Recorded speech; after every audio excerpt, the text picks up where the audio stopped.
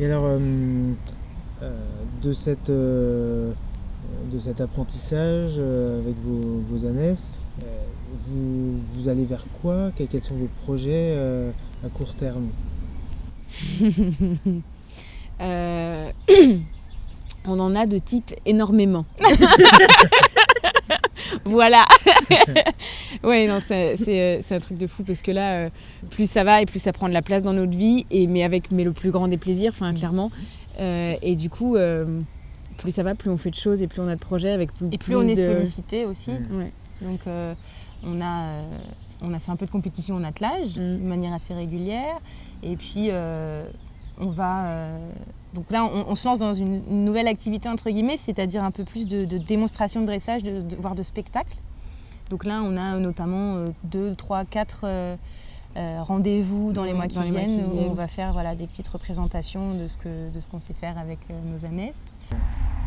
Là, on a aussi des chouettes rendez-vous qui arrivent, par exemple les fêtes de l'âne et autres salons. On a 2 belles dates, là, la fête de l'âne de Aumarais le 4 juin et puis les terres de Jim qui est un gros rendez-vous européen agricole à la rentrée en septembre. Des choses comme ça où ça va être à nouveau des démonstrations / spectacles. Donc pareil, là aussi, d'année en année, on monte en gamme. On espère un jour pouvoir intégrer le salon de l'agriculture, le salon du cheval pour les mêmes présentations. Et puis, de toute façon, tout projet qui peut s'inscrire dans notre démarche de revalorisation de l'image de l'âne, on prend.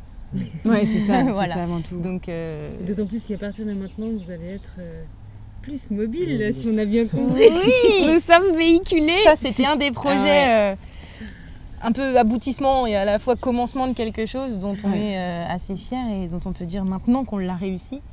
C'est-à-dire qu'on avait besoin pour faire tout ça d'avoir un camion pour transporter les ânesses.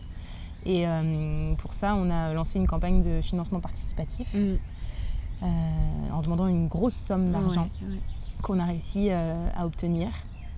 Et c'est ça la beauté de la communauté aussi, d'avoir un nombre d'abonnés aussi énorme.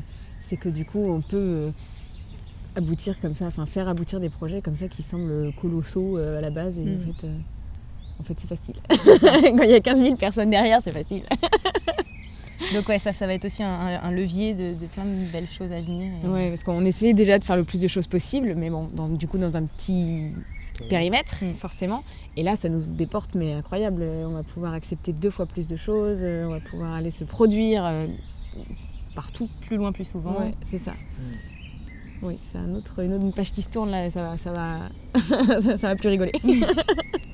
Et donc, du coup, vous avez des partenariats Oui, il y a ça aussi qui vient petit à petit. Du coup, on est contacté et nous-mêmes on contacte les organismes et comment ? C'est plutôt les entreprises, les marques, les revendeurs. Ouais, c'est ça. Tout ce qui touche de près ou de loin aux ânes et qui colle à ce que nous on aime et à ce que nous on fait et à ce que nous on essaye de diffuser, notamment les cahiers de l'âne là récemment, et ça aussi c'était un grand moment pour nous, c'est un truc de fou. Moi je suis abonnée aux cahiers de l'âne depuis que j'ai 10 ans je crois. Mon papa il m'a offert mon abonnement parce qu'on avait eu les ânesses quoi, et 14 ans après être publié, être en partenariat avec ce beau magazine qui est le seul et l'unique à parler d'âne, c'est génial, c'est génial. Comment vous voyez Anne Victoire dans 5 ans, dans 10 ans? Quel est le chemin que vous voudriez faire?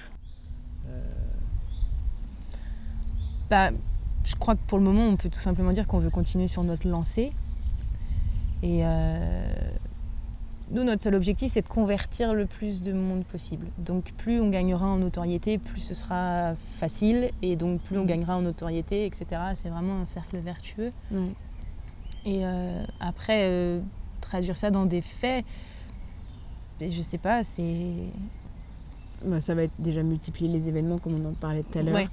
Plus on sera visible et vu, et plus notre cause sera servie. Donc à mon avis, ça va être à coup de multiplier les événements, les manifestations, les fêtes, tout ce qu'on peut faire pour revaloriser l'âne. Et puis il y a aussi cette petite activité qu'on a créée de tour à dos d'âne et en attelage, qui est très chouette et qui est en train de se développer aussi parce qu'aux alentours de Chantilly où on habite, qui est la capitale du cheval, les filles elles font fureur. Et on est de toutes les manifestations de la ville. La mairie nous contacte régulièrement pour faire des petits tours. Et ce qui est chouette, c'est que ça aussi, c'est l'occasion de dire aux gens. Et les gens, ils arrivent toujours avec les mêmes questions. Alors, est-ce qu'ils sont têtus? Alors, elle est où la carotte et tout? Et puis ils repartent en disant, mais les ânes, c'est génial, c'est super intelligent et c'est doux et gentil, quoi. Où est-ce qu'on peut vous retrouver, d'où elles viennent, etc. Chaque fois, c'est des petites victoires aussi. Est-ce que vous imaginiez, quand vous avez eu vos ânesses, les premières années, quand vous avez commencé à les éduquer, est-ce que vous imaginiez en être là aujourd'hui? Évidemment que non. Pas du tout. Mais même à l'heure actuelle, alors qu'on vit ça depuis maintenant bientôt 3 ans au quotidien, on hallucine toujours. Vous n'espériez pas petite ou en grandissant ou ado ou jeune adulte à vous dire ah ouais, on peut... Non, même pas. Ça s'est fait progressivement. Ça s'est fait progressivement et naturellement. C'était pas... Enfin, c'était... comment ? C'était un moyen, c'était pas une fin. On n'y a pas été en voulant ça comme objectif. On y a été parce qu'on y a été, puis parce que ça s'est bien passé, puis parce que c'est cool, quoi. C'était pas du tout... Non, on n'avait pas d'objectif et on n'en a toujours pas. Enfin, si, à part celui de revaloriser l'âne. On sait pas où on va, on sait pas par quel chemin, mais plus ça va et plus on y va et par plus de chemins possibles. Oui, c'est ça. Mais en tout cas, c'est vrai que plus on avance, plus ça devient une démarche qui s'approche du professionnalisme. Là, à l'heure actuelle, on a chacune notre activité professionnelle à côté des ânes. Mais comme tu le disais tout à l'heure, plus ça va, plus ça prend de place dans nos vies. Et plus on est sollicité, et plus donc on envisage effectivement de peut-être au bout d'un moment ne faire plus que ça. Et puis c'est vrai que très humblement, on aimerait beaucoup devenir une référence dans le monde de l'âne en fait. Que quand les gens commencent à s'y intéresser, envisagent peut-être d'en acquérir un ou veulent découvrir un peu ce monde-là, qu'ils puissent entrer en contact avec nous facilement parce qu'on est vraiment dans le milieu et reconnu en tant que tel, quoi. Voilà, ça c'est un peu notre rêve. Peut-être un livre dans les projets. Déjà, on a un projet là à plus court terme de création d'un site internet qui centraliserait tous nos réseaux sociaux et puis sur lequel effectivement on pourrait rédiger des articles pour ceux qui sont plus lecture que visionnage de vidéos. Et puis, oui, pourquoi pas écrire un jour. Je ne sais pas si on y a déjà pensé, mais, mais une sorte de méthode, en fait. Notre expérience, la coucher sur le papier pour en faire un ouvrage papier, quoi. Et moi, ce qui me fait vraiment rêver, et du coup, ça reste autour de la vidéo, c'est le documentaire. Et plus ça va, plus je me dis que ce serait aussi une autre façon de toucher le public. C'est de faire des vrais documentaires, parce que je veux dire, pour les gens qui tombent sur nos vidéos cherchent un truc précis, un tuto pour donner les pieds ou un tuto pour apprendre à je sais pas, à son âne attraper au pré. Oui, voilà, c'est ça. Ils ont une question, ils la tapent sur internet et on est la réponse. Mais un documentaire, je trouve que ça toucherait un public de gens qui ne cherchaient pas, enfin qui posaient pas de questions. Tu vois ce que je veux dire? Ce serait le faire connaître à des gens qui vraiment ne le connaissent même pas. Et qui n'y seraient pas venus spontanément. C'est ça, c'est ça. Et puis, ça reste toujours plus global. Ouais, voilà, c'est ça, plus global. Et, en tout cas, ça tourne toujours autour de l'âne et de la vidéo. Oui, quoi. voilà. c'est nos deux passions. Dans nos projets aussi, on compte multiplier absolument les rencontres avec nos abonnés.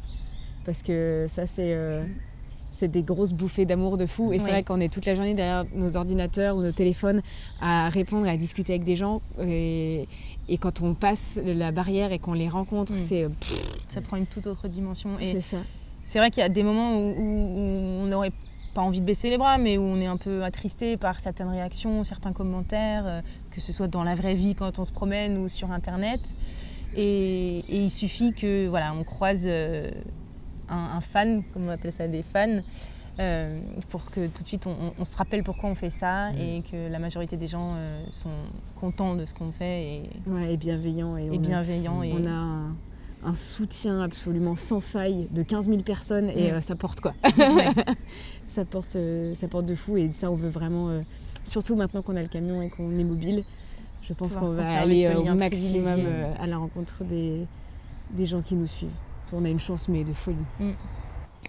Vous vieillissez, vous avez peut-être touché un autre public tout en gardant les jeunes, mais aussi toucher des personnes qui voudraient peut-être faire de l'attelage sans trop savoir comment faire, pas forcément monter son âne. Enfin, moi j'ai découvert votre chaîne justement grâce à une vidéo que vous aviez faite sur comment prendre le pied de son âne quand il voulait pas. Ça n'a pas marché. Mais voilà. Je sais pas si c'est la vidéo le problème. Ouais, non, je pense pas que ce soit la vidéo le problème. En fait, oui, c'est vrai que il y a deux choses qui font qu'on se tourne petit à petit naturellement vers un public de plus en plus âgé. C'est effectivement le fait que nous, on soit aussi un peu plus âgés que la moyenne les autres youtubeuses. Et puis aussi le fait qu'on gagne en notoriété, tout simplement. Donc on est de plus en plus visible. Avec la magie d'Internet, c'est vrai qu'on est de mieux en mieux référencé, etc. Donc même quand les gens ne viennent pas sur YouTube parce qu'ils n'ont pas l'idée qu'il peut y avoir des vidéos de conseils sur YouTube, ils finissent quand même par tomber dessus. Et puis après, c'est de toute façon du bouche à oreille. Et puis ça se diffuse comme ça, quoi. C'est chouette parce qu'on a cette grosse majorité, effectivement, de jeunes, et notamment des jeunes filles. Et puis, dans le tas, on reçoit des messages. Bonjour, je m'appelle Catherine, moi j'ai 47 ans. Et c'est génial. Et au final, on touche, mais vraiment de 16 à 77 ans, c'est vraiment ça, quoi. Et ça, c'est trop cool. Et effectivement, nous, on appartient à une génération qui est connectée en permanence, qui sait très bien comment on se sert de Facebook, de YouTube, de tout ça. Mais il y a un public qui sait moins, mais qui commence à tâtonner. On en voit émerger bonjour, moi je débarque, mais c'est sympa ce que vous faites. Et c'est cool, et je pense qu'effectivement, comme c'est exponentiel, plus ça va grossir et plus on va ramasser. On va ratisser large. C'est ça. Et d'où aussi l'intérêt de rencontrer les gens en vrai. En vrai, exactement. Ouais. Et puis de rencontrer aussi d'autres, des gens comme vous, bêtement, parce qu'on en rencontre aussi beaucoup. On essaye de rencontrer le plus d'années possible, proches de nous et puis moins proches. Et puis en général, ce sont des gens un petit peu plus vieux que nous et qui ne savent même pas ce que c'est que YouTube, en gros, et qui ne savent même pas comment c'est possible de faire des vidéos dessus, mais qui du coup vont voir et en parlent. Et rencontrer les gens en vrai, c'est peut-être la moitié des gens qui arrivent sur la chaîne. Oui. C'est pour ça aussi que faire des démonstrations, ça va... Oui, aussi sensibiliser des gens qui sont là parce que c'est dans leur village, donc ils vont y aller, et puis finalement qui vont se prendre au jeu. Alors qu'eux, ils seraient jamais tombés sur nous sur YouTube. Comment on vous définit youtubeuse, mais pas de maquillage, pas de... Tout est une drôle d'appellation. Mais oui. Quand ça tourne autour parce qu'on monte pas à cheval, mais en même temps monter à âne, ça sonne pas bien. On a toujours beaucoup de mal à se définir. Et on a une amie qu'on a rencontrée grâce à cette extraordinaire aventure Anne-Victoire, dont le copain a trouvé un terme qui nous plaît beaucoup, qui est parfaitement adéquat, c'est que nous sommes cavanières. Ok, d'accord. Voilà, okay. Ça nous va bien. Youtubeuse cavanière. Youtubeuse cavanière. C'est ça. Une cavanière youtubeuse. Ouais, plutôt dans cet ordre. Cavanière youtubeuse. Youtubeuse asine. C'est ça. Il y a beaucoup de youtubeuses équestres, et nous on est youtubeuses asine. Avec de longues oreilles. Excellent. Ok, super. Parfait. C'était bien ce petit... Applaudissements. Ouais. Ça donne une note.